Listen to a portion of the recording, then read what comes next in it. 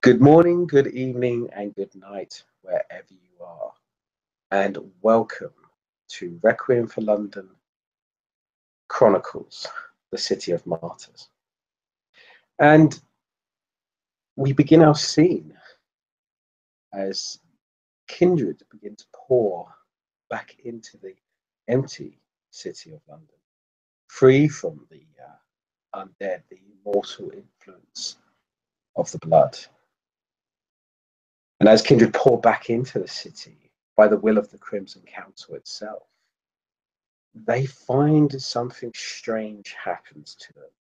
As they enter the boundary, as they enter to the main city itself, they find themselves afflicted by pain, by a sort of bright light in the darkness that seems to cause agony, cause distraction, cause a sort of a blindness on their senses, on their very self. And as our two characters go into London, set up their havens, settle themselves down, they find that the moonlight itself causes pain, causes nausea to them. And for our players and any other players that enter London, they gain the Moon Bane, which means that all dice rolls are capped by 5 dice while in moonlight. As the brightness of the moonlight seems to burn you, seems to irritate you, cause you to scratch, cause you to pinch at your skin. You can't quite focus on what's going on around you while in moonlight. This really starts to affect you. But if you hide in the shadows, if you hide hidden from the night sky, you find the pain is relieved. You focus, you can concentrate once again. As you've realized this, what do our PCs feel as this occurs to them? We'll go to Eric first.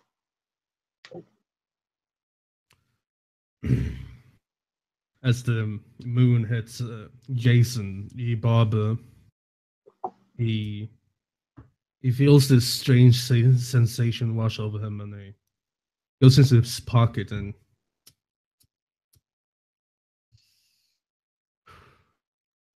well,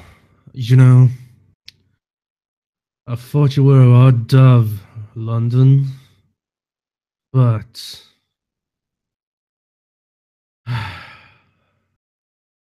never this hard. As he's walking through the streets towards his new haven appointed to him by his oh so generous donors from the Invictus.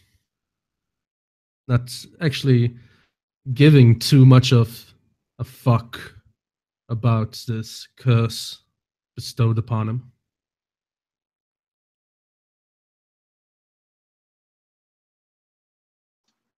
And we go to our other character as they delve into this sort of just annoying and aggravating as the moonlight bites at their skin.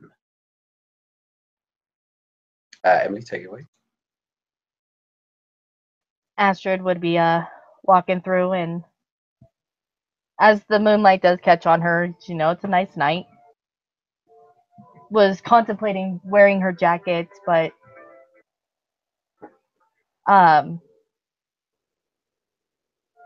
when the moon touches her, it does get that annoying itchy feeling, and it's just like, all right, yes, it is a little breezy, and puts on her jacket and continues walking to her haven set up by her sire. I will be right back. So continue on. Okay, as our PCs continue on, setting up their havens, securing their base, and looking around London.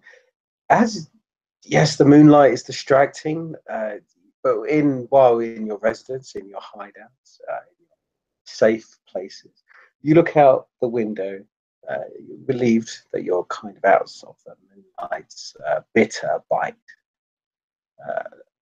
But you see London, you feel London. As a kindred, when you enter a city, there's always a sense of the city, a feeling of the city that your beast kind of is aware to. Each place, each city has its own unique feel. Usually the feel of the one controlling it, the prince that controls it. Their essence seems to dominate the city. The curse seems to spread upon the city. But this city feels different. It feels empty. It feels, to put it in a strange term, good. You feel somewhat happy. You seem sort of feel relieved, a sense of hope, joy, humanity seems to echo in the city. Perhaps this is the first city you visit where there are no other kindred or no kindred in charge. You've never been to such a place, and perhaps this explains the feeling, but never have you been somewhere where there's a sense of humanity, and it does remind you of your mortal days. You sometimes even forget that you are kindred at all. And with this, you see the mysterious TV advert that many have seen in the city of this certain place called the Magician's Knob, a pub that resides in the hidden dark alleyway, a marketplace known by kindred and other supernaturals, a place of trade, a place of commerce amongst those that dwell in the hidden realm. And this advert seems to be very inviting. Perhaps information could be gathered, perhaps knowledge gained. And we'll leave to our one character, Eric, as you proceed, or perhaps investigate this place. How do you go by it? So this pub, shown to him by a TV, if I'm not mistaken. Oh yes. Seeing this advert in the TV, he, asks people around him, like, for this pub. Maybe not, getting so many answers, but after a while, finding his way to this pub anyway. Scoping the place out, standing outside, smoking cigarettes, looking around. What kind of people are there? As you go to the hidden alleyway, as it's known, a place that seems to be only accessible by those of the shadow, those of the hidden realm, it is a place many creatures go.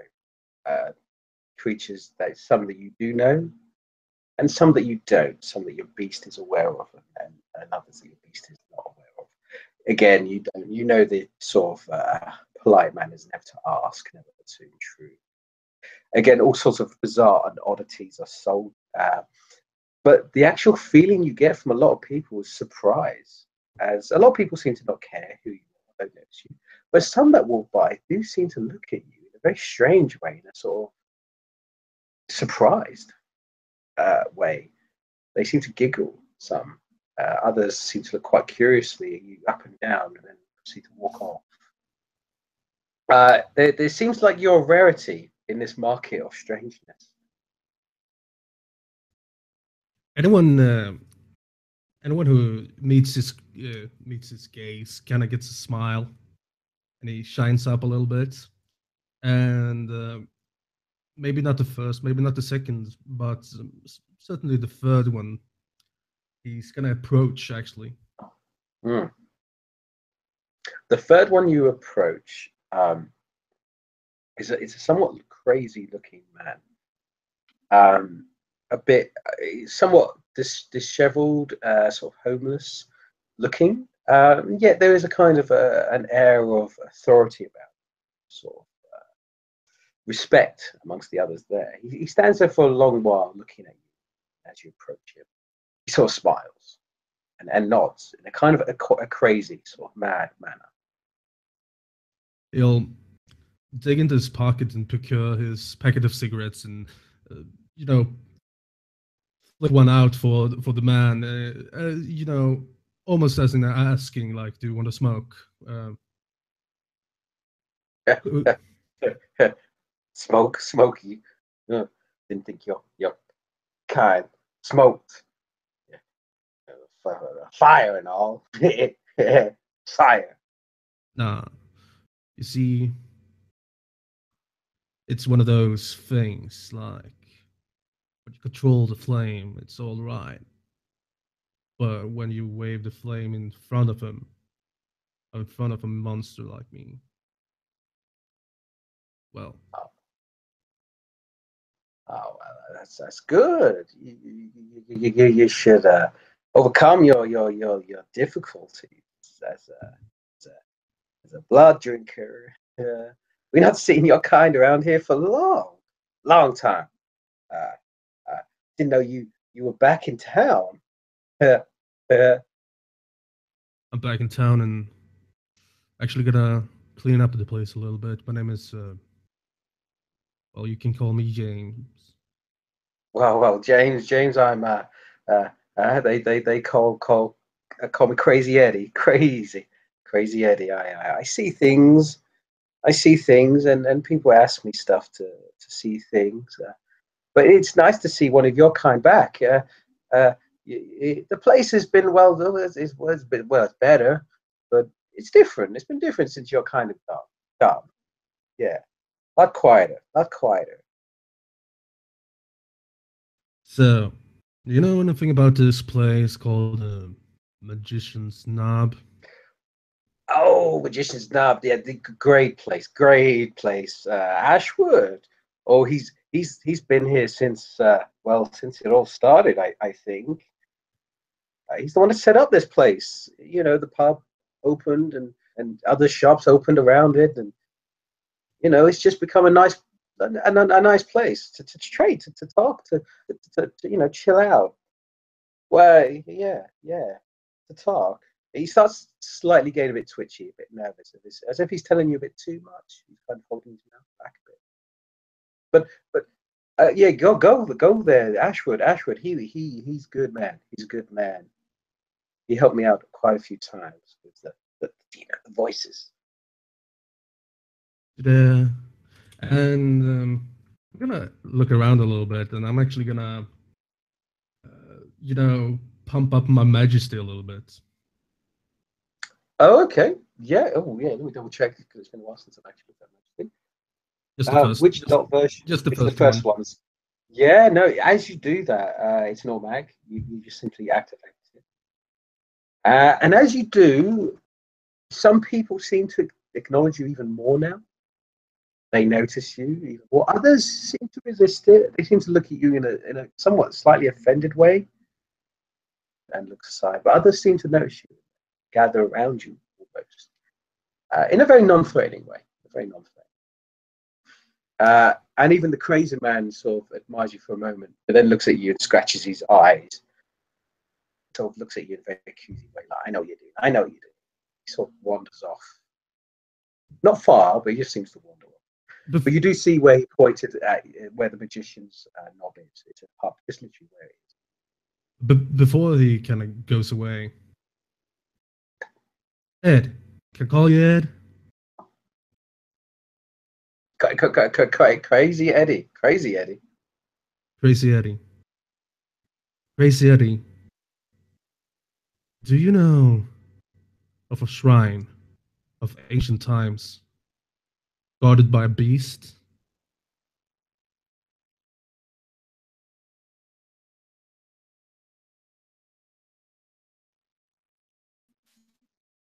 Oh, sorry. I think I just crashed out there for a second. No worries. I think it's still going, so we'll carry Yeah. on. So I kind of not didn't grab him, but Crazy Eddie. Do you know of a shrine of ancient times guarded by beasts? Oh, he. In what way? In what way are you asking him? In a sort of a way to persuade him, or Just a simple uh, question. Nothing else. You're still, you know, using a little bit of majesty. yeah, he flat out looks at you and just goes like, no, my business hours are closed. My business hours are closed. I'm just happy to see one of your kind around, but I'm gone. You don't see me. I'll He see you seems to around. just he seems to close his eyes and wander off blind as if that's the way He'll just turn around and walk towards the magician snob, saying, "Well, I'll see you around, Eddie." And as you do this, we will go to our other character as you go towards the magician's knob, and we'll go to our fair character as you do the same. You see this TV advert that describes this pub. How does your character react?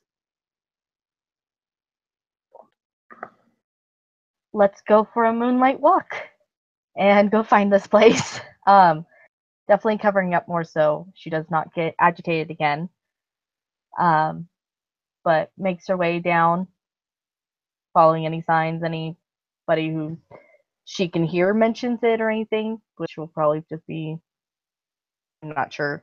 But make her way down there, and she won't talk to anybody. She'll merely just observe, like she was told to. Observe all that she can as she's going through the alleyway. Okay, yeah, you head to the alleyway. You've not been here before, but your sire has told you about it. Your sire has described it. And actually, you do know that your sire was quite present in this place. He used to run a stall themselves in this place. It used to be a main hub for you, for your group here. And as you go in, it's the same thing. You see these exotic like creatures and entities and people that you know, even you and your beast aren't quite sure of or unaware of. And some do recognize you, some see you, some don't care. It's very. And you see before you, yes, the magician's knob pub, which seems to be quite essential place. It seems to be the main sort of area where it's all kind of the market stalls and the other establishments seem to be hovering around. Quite hidden is in the underground of sort of the London sort of borough market area. And so your PC just continues onwards and goes towards the pub. Yep. Okay. Just like, all right. Not touching anything, not making any sudden movements, because I am new and I do not want to piss anybody off already. If you make if I make a point, if you could do what is your presence, and depends on how you want to do it. Do you want to do it in a socialized way or in a stealthy way? Because people will notice. A socialized way. Granted, I don't have any socialized. I do have stealth though, but I don't want to appear like I am trying. Yeah, that would make a be difference. invisible. Let's just make a presence. So, what is your presence? And it'll be -1.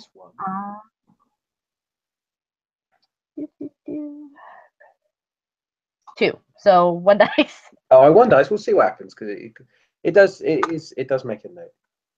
No, nothing. Okay, so people don't take much notice of you.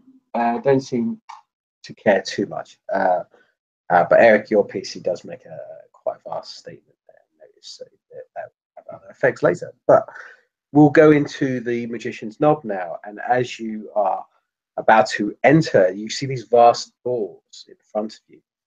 And with these doors, it has like the magician knob written on this big banister in front of you. This massive dragon that sort of looms overhead. And it has a kind of rules and lists of conduct, all these kind of rules that seem to be written on the door and on the surface. It's carved from like a magnificent sort of wood that's kind of been painted a sort of heavy green color. And even as you look at the door itself, the dragon's eyes look down at you. These kind of red jewels that glint a very bright, sharp red color, as if they're looking at you, as if they're staring. And as you read the rules, they're basically terms of conduct. Like those that enter may not cause any sort of physical harm, mental harm, no abilities, no disciplines, no magic, no entities of the third dimension can't turn left. It goes on and on and on. Mad, crazy sort of rules. But it just simply says or states all are welcome. Terms of neutrality. This seems to be the theme of you see before you. And as you enter and then go into the pub itself, you find just a quirky sort of English pub. Lots of pictures and imagery on the wall. bar stools, the smell of sort of sticky, sweet ale and beer in the air. Memorabilia and portraits that are scattered around a roaring fireplace. But as you look at the clientele themselves, a lot of them are very peculiar. You see like shadow creatures in the corner. You see a sort of human tortoise at one of the bars ordering a sort of sludge drink.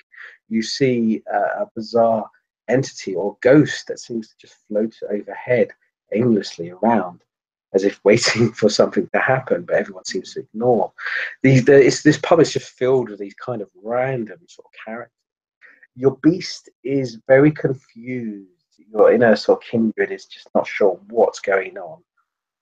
And it seems somewhat dulled. And while in this establishment, all tests to frenzy, you gain +3 dice to resist frenzy tests. Your beast seems to be made dormant slightly, as if quiet. It's quite lovely. It's quite, oh, wow, you feel yourself quite free, quite mobile in this place. And this is just a wonderful atmosphere. There seems to be a lot of humor, laughter, joy. You see a sort of a giant playing darts with a semi-lizard man in the corner. It's just this mad, crazy sort of place. How have you never heard of this place before? Why people don't know this place? I'm not sure. And of course, the main figure behind the bar itself, who seems to be directing other bartenders, is what you would assume is Ashwood, the main man on the TV, the man with a massive beard. And he is tall. He's like 6'3" and massive muscles, and he's wearing a simple vest and sort of suspenders on his trousers. And his eyes are shining quite a blue sort of light. And he seems to just be talking to people at the moment. And he seems to know everyone's name and sort of cheering everyone on.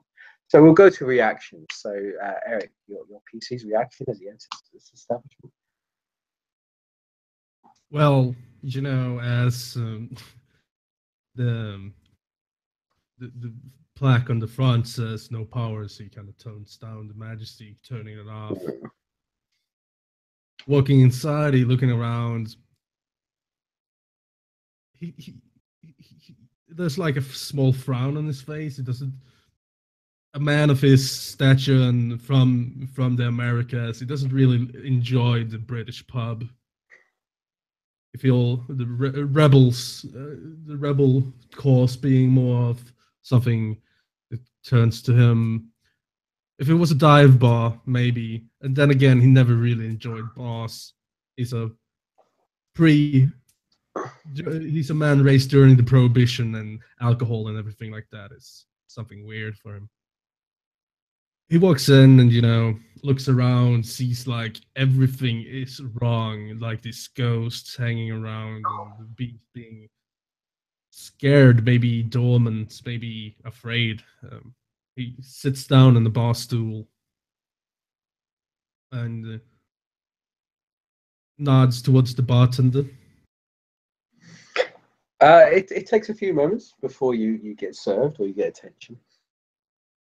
And as you go in and kind of move towards the bar and sit down, suddenly the bar kind of goes really quiet.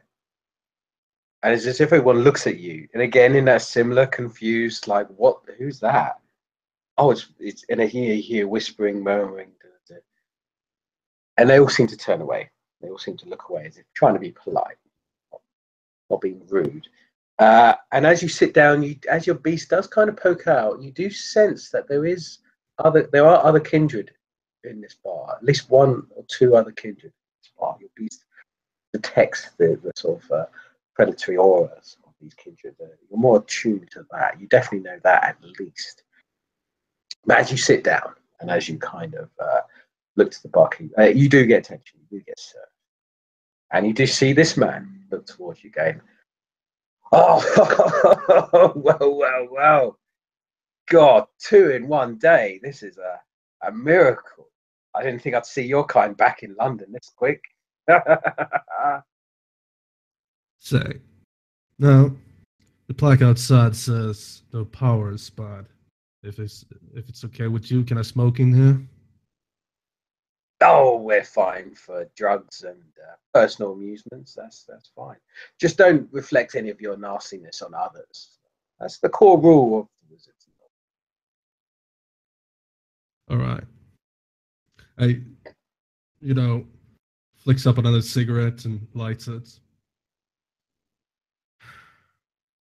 You're the man on the TV. Oh, you saw the advert? Oh, this is fantastic. It's taken me a bloody 100 years to figure it out, but TV, oh, wonderful. My customers, my trade's tripled. Not many people know about this place, you see. Quite well hidden. Very hard to advertise when you're trying to keep it hidden and secret from the unawoken lot. Yeah. I don't really particularly like the TV myself. Radio, that's the thing. No. Nah. Wow, good radio drama. God, it's been a while since I've listened to that. I like the new things. I like the things that mortals come up. TV, internet. You heard this thing, YouTube? God, that's amazing. What the fuck is a YouTube? Oh, you're missing out, friend. You're missing out. The malls and their technology is just brilliant. Stuff we took us ages to do back in the day. They can do in a matter of seconds. It's fascinating. But look, I'm rambling on. How can I help you? Look, it's been so long since I've had to deal with a customer like you. First drinks on the house. I don't drink. Oh, no. No way. When I talk about drink, I mean drink. He gives you kind of a wink with his like blue eye. He cocks his head a little bit. My guess is there's no alcohol involved then.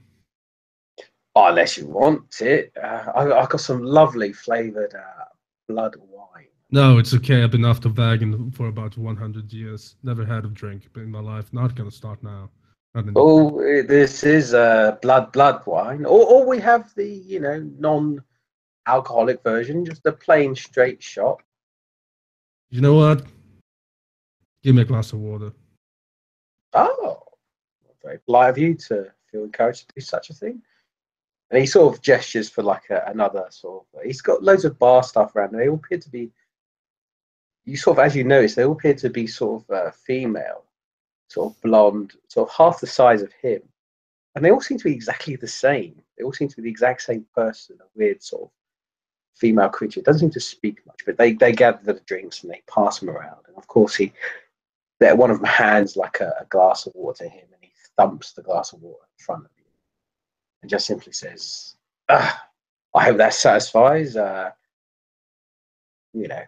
your kind. But tell me, what's a creature like you doing in London? I thought you all abandoned this place. He's just gonna raise his hand, spend one blood into invoking the sign of the Crimson Council. Okay, right. And say plainly, my name's James E. Barber, the new Sheriff of London.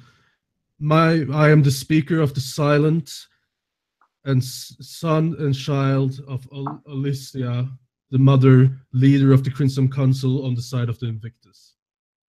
Now, as you do this, the house just goes quiet. It all goes quiet. Everyone goes quiet, especially when you invoke that symbol. And there is an awkward silence that goes for a couple of seconds. As if everyone in the bar is looking to the bartender, this Ashwood behind the bar, and he's looking at you quite dead face. What is your empathy? Let's say wits and empathy. My wits and empathy is a total of 5. Okay, let's roll 5 dice. With the speciality in emotions. Oh yeah. That plus is 6. I'm happy if you want to trade for 1 success or roll to see if you want to get some extra. Roll. Okay, we'll roll. Okay. So that is 2 extra 3. Okay, wow, it's 3 successes. So that's good. Okay. Wow, yeah. You kind of really offended him doing this, especially in his residence, his pub. Everyone's amazed that you've done this to him. That you've kind of gone to establishment and like basically it's the equivalent of you went into the bar and just pulled your dick out onto the bar and said mine is bigger. And everyone is like, you can gauge that from everyone. And he kind of postures himself once again. And I'm not here to brag about my position, just trying to get the fucking feeling about what's going on in this town. He looks and he just simply goes, "Well, we're always happy to have a representative of the council here." He looks around the room because everyone's watching them. Everyone's watching you two, and he just looks and just goes, "Oh, I admire your balls, lad. I admire your balls. You've come straight in here and bonked it out and showed me your cards. I respect that. It takes a great man to do that. Look, let me get you something." And he kind of rallies around on the house as if everyone starts cheering. As if, hey, everyone's got happy and cheering. Da, da, da. And he distracts everyone as he does this. And suddenly he kind of clicks his fingers. And you can't move, Eric. You're stuck. You're still for a second. You have that kind of glass of water in your hand. You're about to say or finish your sentence.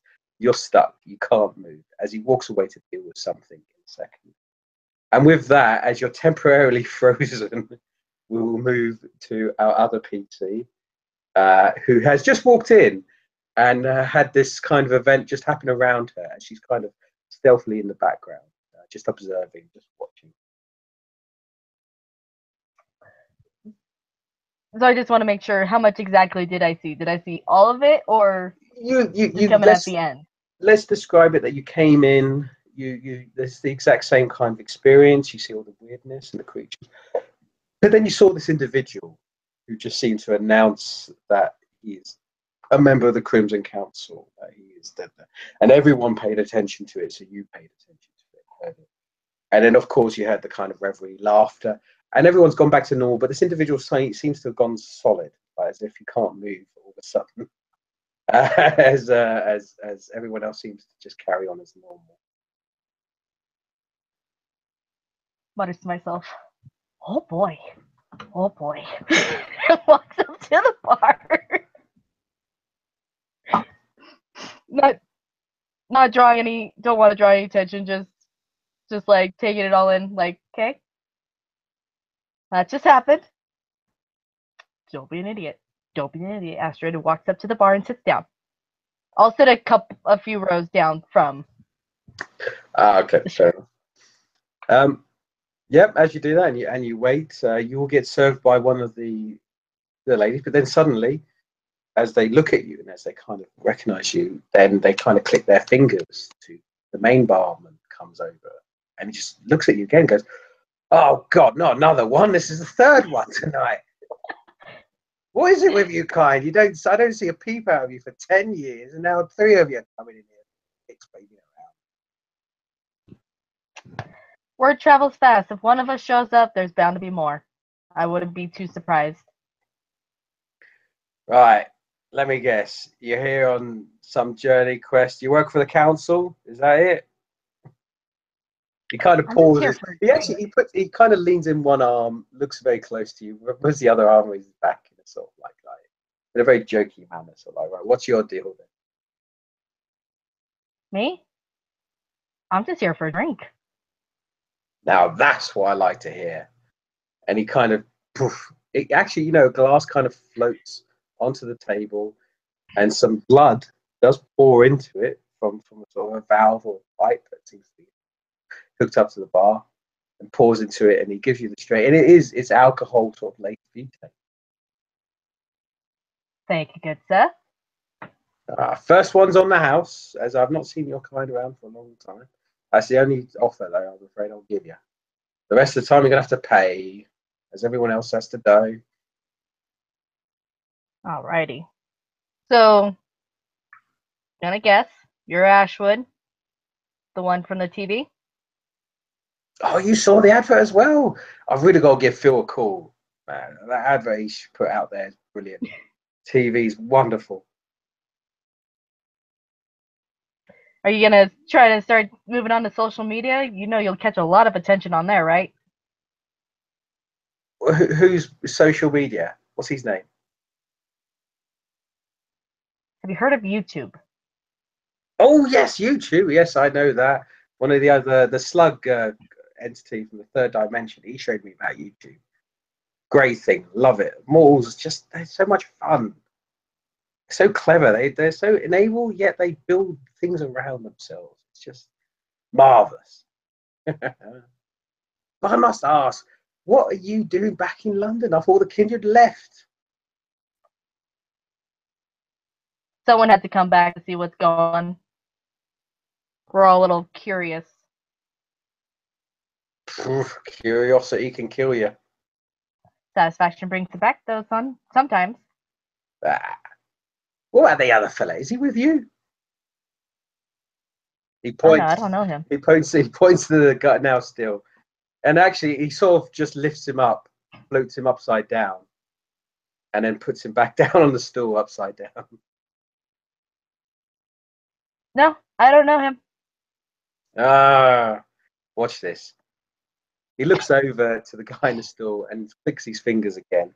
Eric, you are now out of your time snap, out of your sort of stillness, and you're upside down on the bar stool.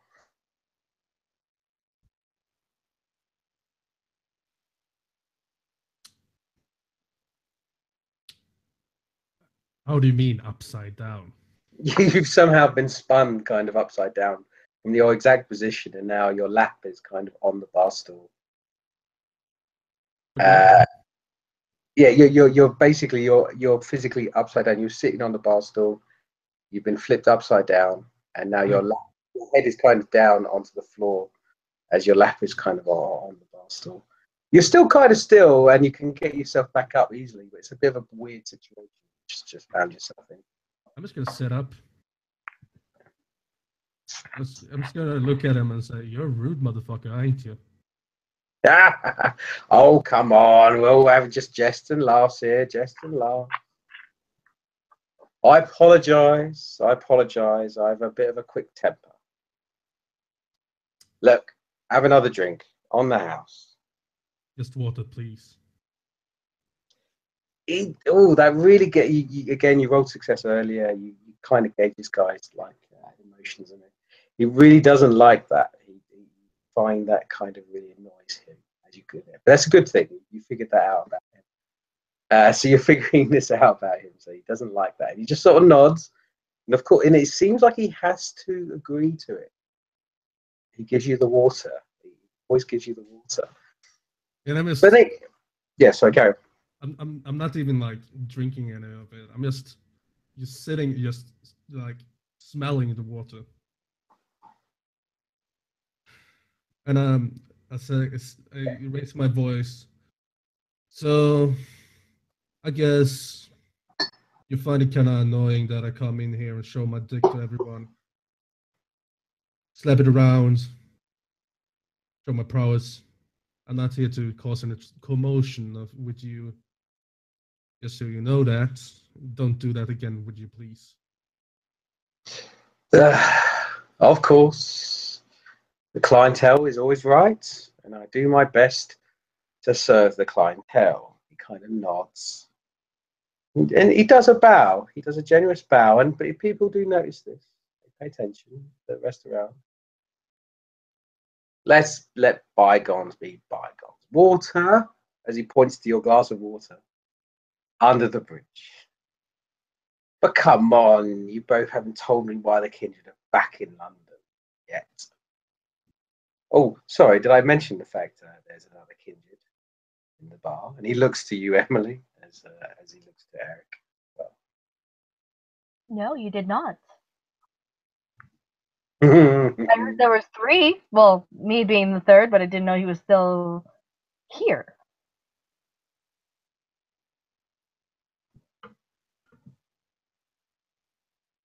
Oh, there's the 3rd.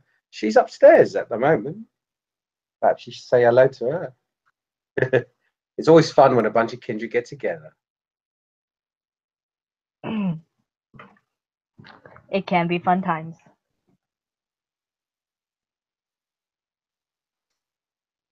He looks to you both as if there's something going on. He goes, well, if you don't require my services further, I'll be off. I've got a bar to run. Do give us a call or a heads up if you need anything further. Again, he seems annoyed, like he wants to go away, but he still has to kind of make you happy and serve you. Eric, you notice this far more because of your successful. I like in his head, James kind of revels in this, but he turns to the one at the bar, Kindred, and describing James is this guy like looks like a mid late mid late 20ish kind of guy, maybe early 30s, old kind of old hairstyle, trench coat. You can see like a worn trench coat, and he's kind of like old style. He, kind of like something out of a gangster police movie of the 1920s.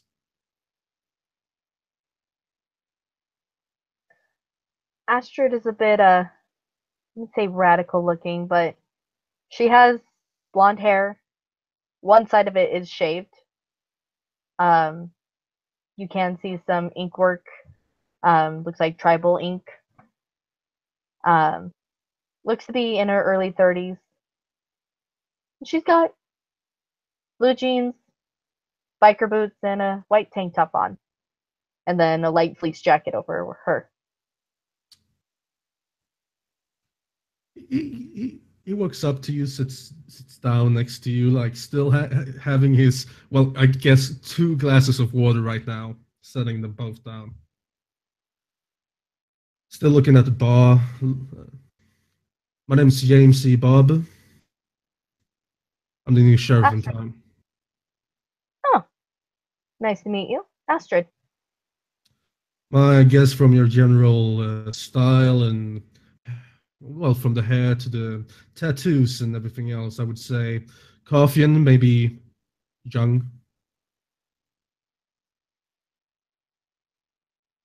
Carthian, true. And you? I'm part of the Invictus. Oh, nice to meet you. Nice to make your acquaintance as well.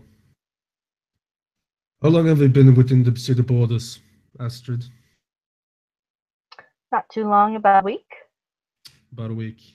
And he takes like goes into his pocket, inside pocket, and takes out like this old notepad, like sketch like side to side. Everything is like meticulously detailed down, and he begins to write in it. Astrid, where are you from? Wow, you certainly get to the point. I don't find any, you know, pleasure in small talk unless it's really needed. And when everyone knows what's up and all cards on the table, why should I play the charade and put on my mask and ask you simple questions and buy you a drink first? First round's out in the house, anyways. I'm only here for one drink. Just came to Yeah, check out the place. cool. That's what the young people say nowadays. But you still didn't answer my question. Astrid, where are you from? Why is it so adamant for you to know? Because I'm the sheriff of the time. I'm trying to clean up everything, make everything nice and dandy for when the prince is reinstalled within the city. Right. Look, I'm not here to start shit already. I'm here for a drink, and I'm not here to be interrogated. So if you have anything else to do, please move down a couple of seats. He closes his notepad. All right. Just a humble question, though, from a person to another. How does moonlight affect you these days? My moonlight kind of itches.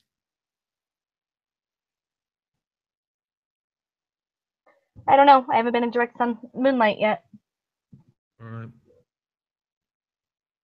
Do try to go into moonlight. It's a weird sensation.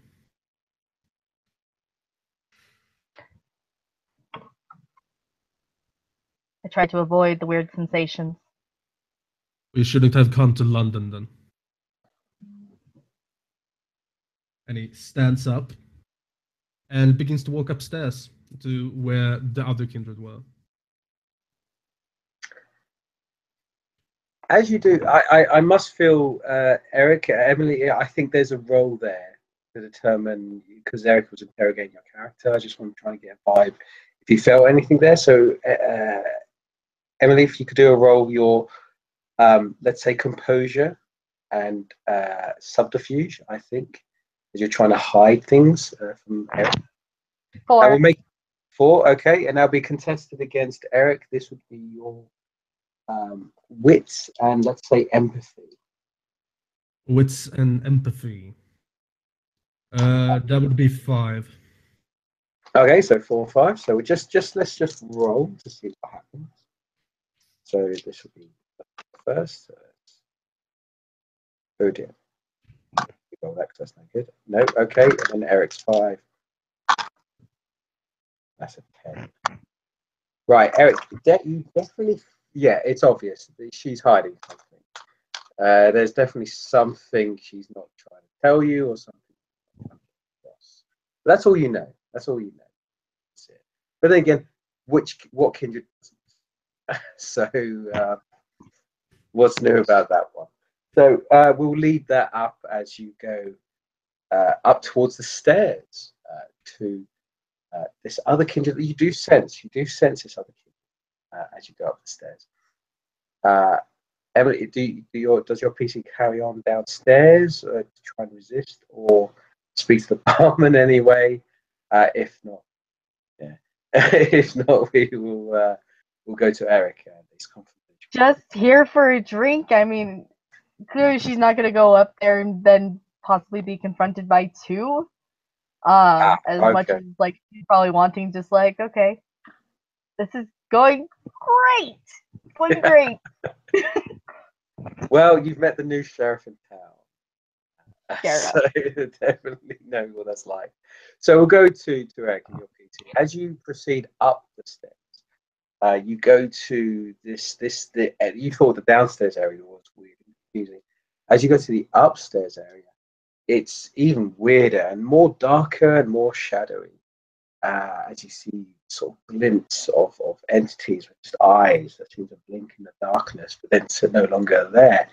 As you sense other forms or creatures that seem to be insect-like, that seem to avoid your gaze, as if quite afraid of you.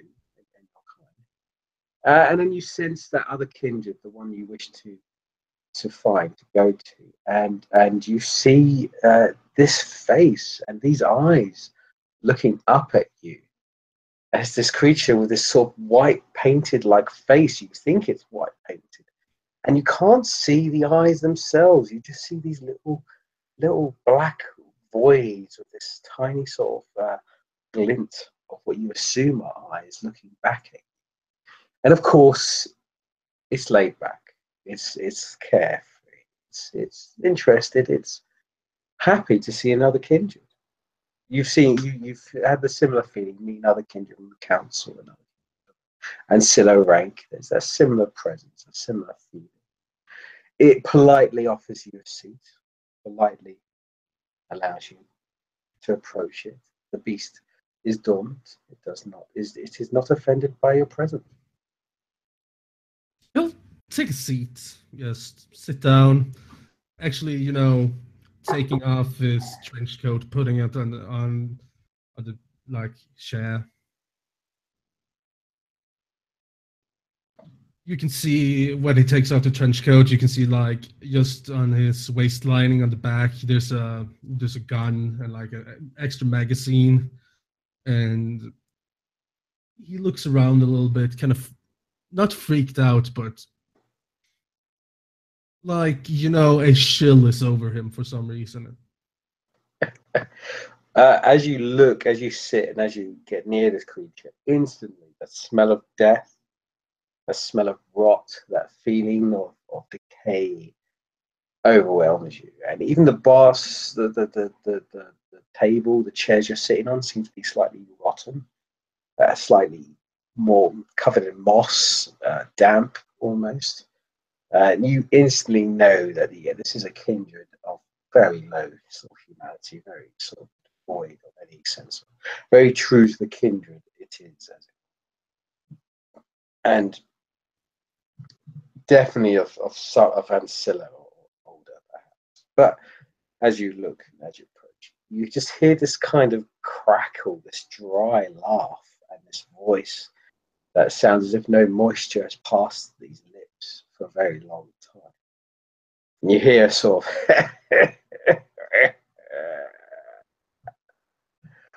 oh, there's a new sheriff in town. Just trying to do my job. No, I found it most amusing to see you go up to old Ashwood and flash your badge like that. Oh, he was taken aback. I hope you realize that. He's in a Thanks. very difficult position, you see. My guess is that most people would see that me flashing my badge, as you call it, is a power play. Now, of course, I'm here to show the power of the Crimson Council as of. Oh, well, as she kind of gives a bow, a nod before you, and just goes, as a mere Cappadocian of the far off continent of Astocia, I offer my services to the Crimson Council. Call me L, as I don't trust you with my full name yet. Okay. I don't really, no offense, care about your full name. I'm just something to call you by. Good, good. Ocean. That's some bloodline, right? Oh, does your character have politics or occult in any way? No. No, so this is probably new to you. Even working for them, you're probably not sure of the actual Cappadocians. So you know of bloodlines. You know that there are the sort of kindred from the main clans, and you have heard of Cappadocians.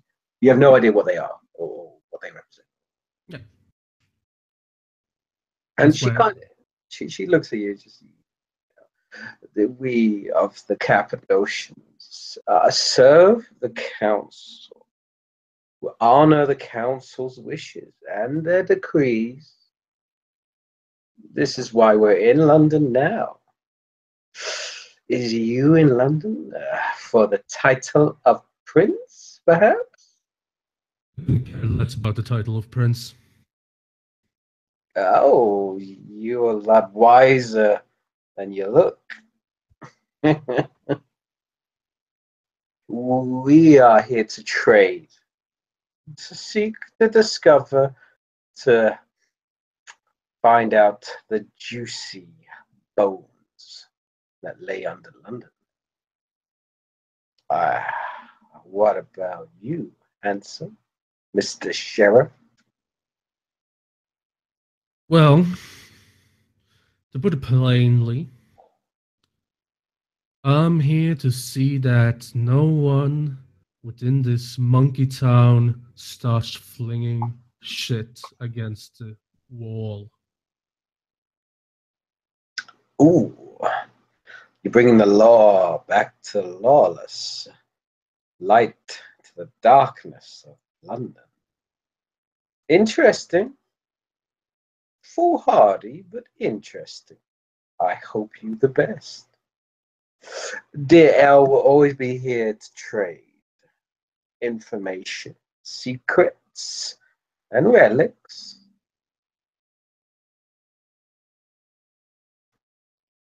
Good to know. Oh, I know you're not surely like the young or stupid coffin downstairs.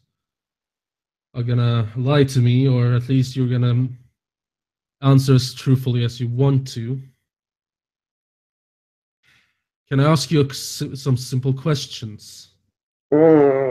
Questions.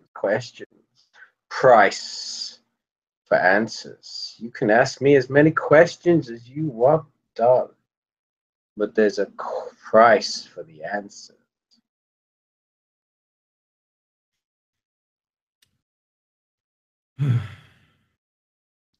Well, don't you? You say you and your kind are here to serve the Crimson Council.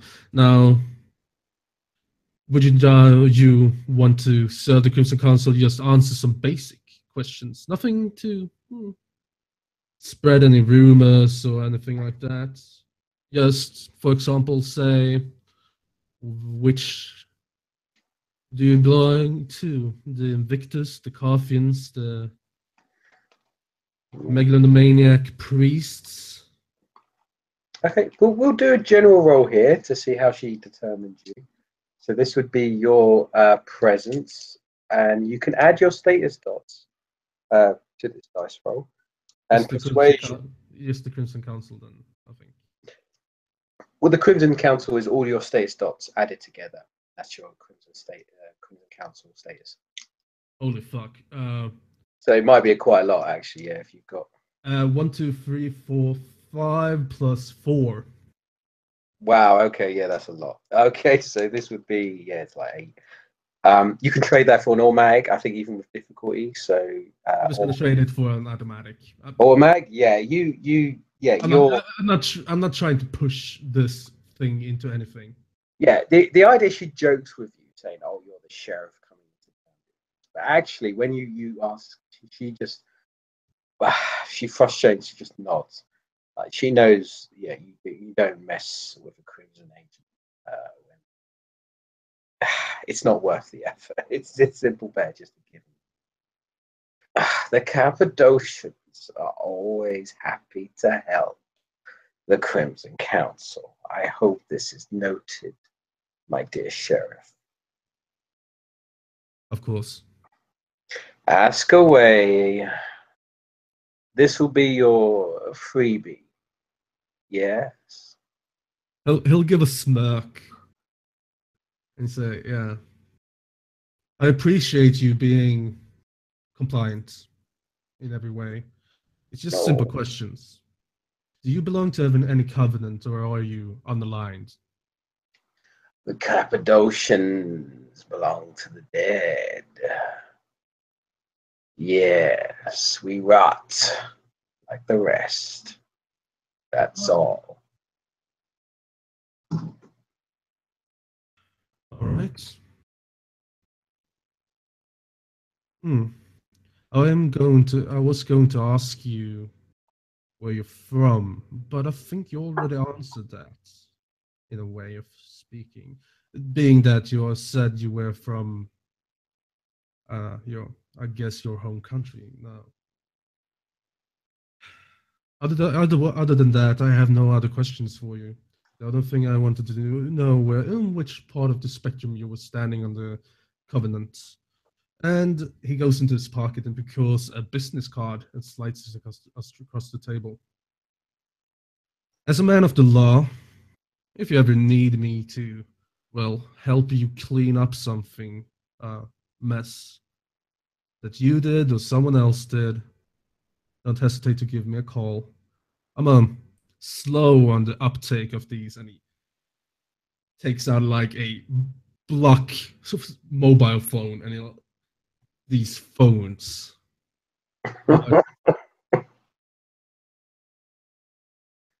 You are free to call me with any questions you have, or any leads, or any troubles that you might have. As the sheriff of this town, it's my pleasure to serve you and the other citizens and kindred within the city. It's so nice to have a lawman in charge in London again. I look forward to wiring you with some rumors, secrets. Me and my brother, we'll be happy to oblige, as long as the favors are appreciated and returned by the agents of the Crimson Council. Of course. Our word is bonded to the Crimson Council, and we will not lie, and we will repay any favors that are, well, that you would have to us when that time comes. Come, sit. Let's just drink for a few moments. Fresh vitae, fine vintage, a toast. She does this as a way of just carrying on, and we're going to pause the scene for a moment as we'll go on to our other PC who's been at the bar for a while now. And Emily, you're still at the bar. You're still there for a few moments until someone will approach you, will speak to you. So your thoughts and feelings as this going on, and you still sense the two kindred upstairs, and they do seem to be talking away. Let them talk, but I will not be interrogated by a self-proclaimed.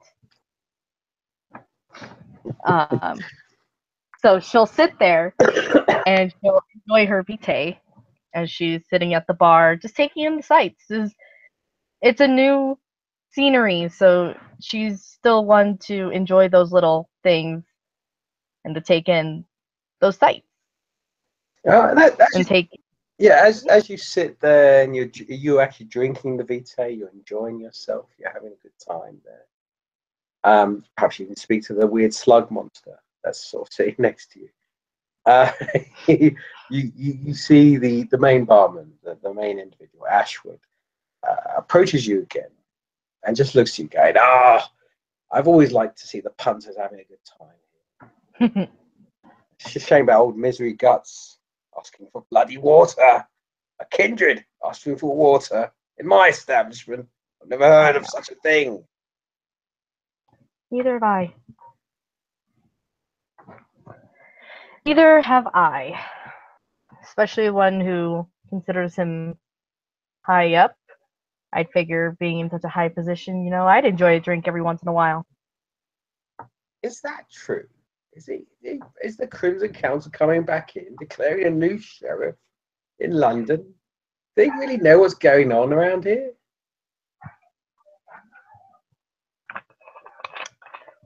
I will be honest with you, Ashwood, but I'm not going to flaunt it. And I'm not going to flaunt a badge or anything. I do work for them, but I'm not coming in here asking questions, interrogating staff. I'm here for a drink. I'm settling in. Settling in for a long night. Is that a persuasion, a presence? Yeah, that is the God honest truth. Oh, it's the God honest truth. Oh, fair enough. Yes, you are right. He looks to you, and then it's the God honest truth. It's just like, like I say, I'm a humble servant. I have to. He kind of twitches as he says it, like I have to serve the customers as they wish, as they want. But I'm intrigued. It's been 10 years since I've seen one undead fella here, and now 3 turn up in one day. Very strange. It seems your lot are coming back into London. And as I said, I wouldn't be surprised if more come if you want to prepare yourself. Ugh. We had low stocks of vitae before. I have to add it up now. I know. I mean, I'm just listening to the word on the street. Again, no questions. My eyes are my ears. Well, we could do each other a bit of service here. I've got all kinds of ears and all kinds of eyes and all sorts of places. Oh, really? I just need a little bit of info about what you kindred are up to. We have a strict rule of neutrality here, of course. So I can't divulge too much. I'm sure we can help each other out.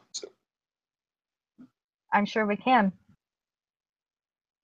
Since considering you guys haven't had any issues with these 10 years that we've been absent.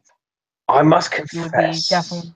Oh, I must confess, the past 10 years have been bloody marvellous without you lot here. People are happier. I bet it's been very quiet. If things are quiet, people are drinking more, people walk the streets feeling safer. They're not going to get fed on by some outside. But it has been quite boring without you lot here. And I must admit, you lot knew how to run. You made things make sense. Not like this new lot in charge. They seem to be making a mess of everything. The new lot in charge. Ah, so there are things you don't know about New London. No, I do not. Well, again, I'm new.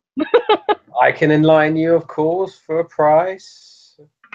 Like I say, you're kind of quite rare around here. Your blood has been missed by many. I think a few drops would be appreciated. He kind of gives you a solid wink as he says this. Oh, okay. I would hate to decline such an offer when the vitae is so good, but I am not a fan of needles. Not a fan of seeing my own blood, honestly. Oh, no needles are required. It's a painless process. Merely place your hand upon the bar.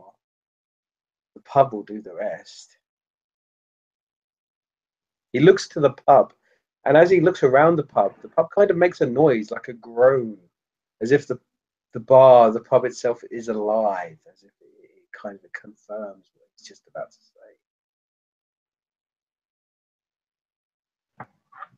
say.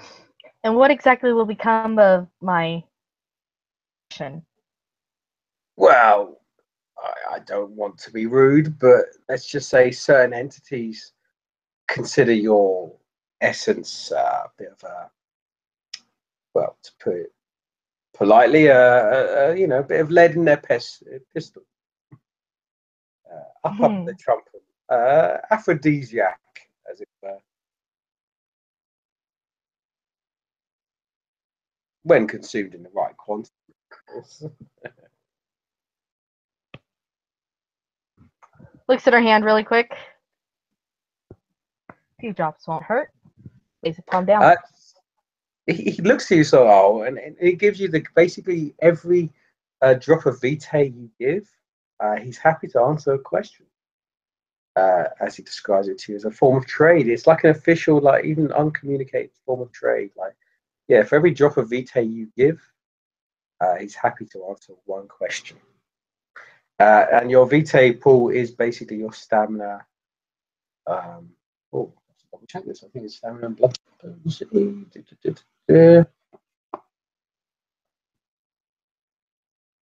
I can't remember your maximum blood your blood pool is, but yeah, basically you've got max blood pool at the moment, so you've got at least 7 or 8 blood pool. Yeah. So how many blood drops did you want to give? How much would 3 drops drop me? It's just 3 blood points, minus 3 blood points to your total blood pool. Okay. We will do 1 for now. Oh, 1 blood point. Okay. So 1 blood point. So you trade 1 blood point. You put your hand on the bar, and it's as if the bar itself sucks your very blood out of you. It's very bizarre. It seems there's no glasses, there's no needles. It just seems the blood itself pours from your fingertips, from your nails. Like a vacuum? Like a vacuum, and it goes into the bar. And of course, the Ashwood figure in front of you just doesn't even bat an eyelid as this happens. Because, trade has commenced and completed. Your purchase has been arranged. Here's your receipt. And he offers you a piece of paper with like the amount of vitae that's been taken and what's owed back. And he says, I'm happy to answer any question that you ask. 1, of course. Rules are rules. What is this order in charge of New London as of right now?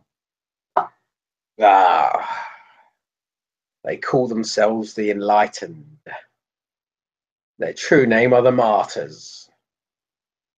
Mortals, given power from something, well, will involve another question.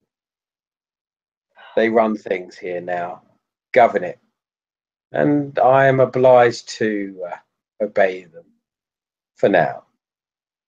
They keep the truth. I keep things tidy under here in the secret market. They're the ones responsible for the killing, destruction of your kind, who used to be in charge. Thought removable once, not so much now.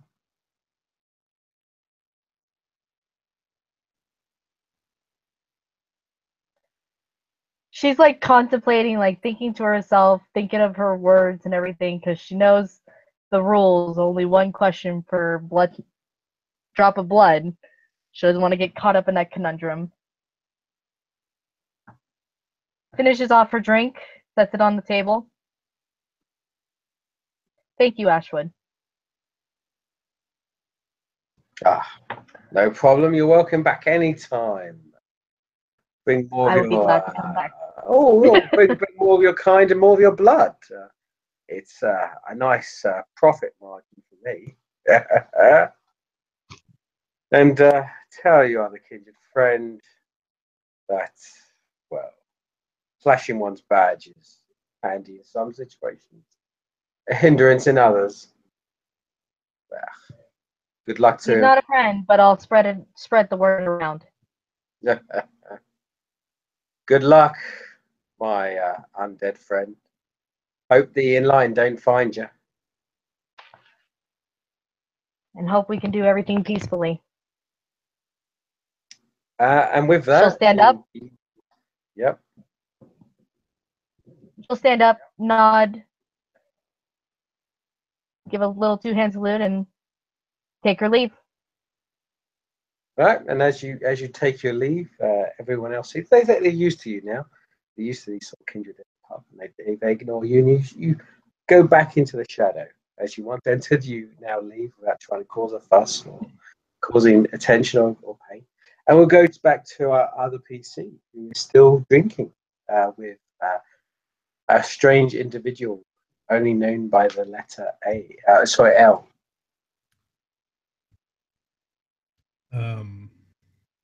So after more or less the toast is done, he's just gonna put down his glasses. He's just gonna say, "Well, L, it was a nice pleasure talking to you. But however, I kinda want to find my leave. If you ever need me, call the number." Oh, I will, darling. I will. Please, before you go, just give me the courtesy of just seeing your mark, that crimson mark on your hand. Let me touch it, please. I'd be so honored. I'm sorry, but I don't wanna. With the recent advances down by the bar, I find that in this establishment, flashing one's badge, as they say, is not a thing you do. At some other time, at some other point, maybe. You don't have to roll for this. She's quite aggressive. She really wants to touch you. And she even kind of gets up and climbs, not over the table, but just kind of leans over the table to kind of grasp your hand. Oh, come on, please. Just allow me to see that wonderful mark. He looks her straight in the face and says, "Did you see the plaque outside?" Ooh. Instantly, she kind of drops whatever she's doing, the facade, the kind of aggression, and just goes, "Ow." I apologize, Sheriff. I apologize. No apologies needed. However, I don't want to cause any commotion. Understandable. Very wise. Very crimson. Good luck out there, Sheriff. I hope you bring law to the lawless. Me and my brother will see you soon. Just to be a nosy son of a bitch, I actually wanna roll some like empathy on when she Mm, wants to touch me. okay, okay. Especially like the emotion. How is it like if it's like flashing heroin, like for a heroin addict or something like that? Like how desperate is she? It's Yes, yeah, okay, okay. How many dice? So this would be yeah, wits and wit and empathy. empathy, yeah. Uh, It's more uh, emotional. It's more emotional. yeah, 6 dice if emotion specialty. I will minus her composure, which is 3. So that'll be 3 dice. I can roll that for you if you want. Do that. All right, we'll roll. Oh fuck, 3 8s. Yeah, 3 successes. So yeah, you're spot on. You look and she wants to touch you. She wants to touch you. She wants to touch your mark. And it's not like a sense of desperation. It's like a sense of a power she wants to use, a discipline she wants to use on you and your mark. And you've seen this trick because you rolled 3 successes. You've seen this trick before with those that have the sight, those that have the ability to see beyond the world. And you kind of figured, she wants direct contact with you. She wants to be able to touch you, to feel you, and thus get a better vision of the sight, of that ability. You weren't aware that you've only know that Maquette clan have that kind of sight. That ability. But now you're aware that it seems that the Cappadocians have that ability as well. And he's just gonna, you know, give him it a nod and say, "Well, El, I'll see you um, around. Have a lovely evening." Me and my brother will see you soon, Sheriff. Soon. And he's just gonna spin on his heel and walk out. And as he's about to walk out, and he turns towards the bar and just places takes out one of his business cards once again. He just places it on the table and slides it forward to the barman and says simply, "If you ever need me for something, don't hesitate to call." He looks back and just simply responds with a I'll respond. Good luck out there, Sheriff. You'll need it. Give my regards to the Crimson Council for whatever time they have left. I'll give my highest regard. I'll pop in from time to time, even though these. I'm sorry, I'm a man of from the Prohibition era. Bars aren't really my style. I'll see you around.